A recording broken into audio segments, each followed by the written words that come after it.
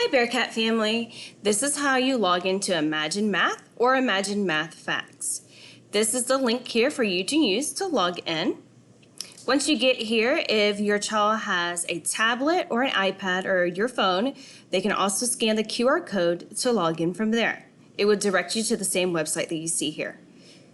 Your child will enter their username and password, and if they don't know what it is, they can contact their math teacher. There is also a site code here that your child will need when logging in. It's 4808090, and usually it saves it when they log in for the first time.